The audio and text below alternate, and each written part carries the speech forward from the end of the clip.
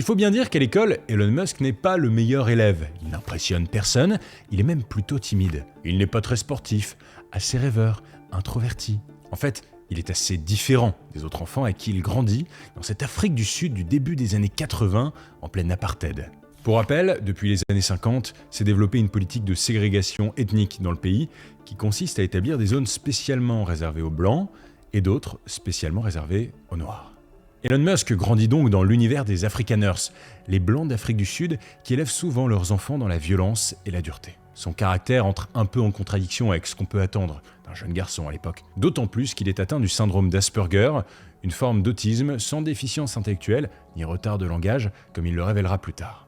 I'm actually making history tonight as the first person with Asperger's to host SNL.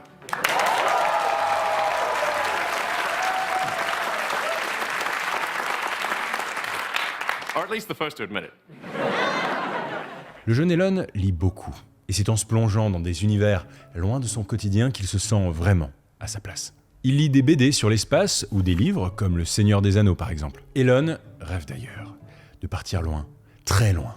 Mais il y a bien une personne avec qui il aime passer du temps, c'est son petit frère, d'un an de moins, Kimball Musk. Les deux petits gars sont assez fusionnels, ils se comprennent, ont à peu près les mêmes envies. Il y a aussi Tosca, la petite dernière, née en 1974, qui vient souvent jouer avec ses grands frères. Ainsi, Elon, Kimball et Tosca grandissent dans une fratrie soudée, jusqu'à ce qu'un événement vienne perturber leur petit équilibre en 1980. Leurs parents divorcent. Les petits partent alors vivre avec leur mère, mais assez vite, Elon, l'aîné de la fratrie, décide de rejoindre Errol, son père, pour vivre avec lui. C'est le début d'une période difficile et étrange de vie commune entre un père et son fils. Étrange, le mot est faible.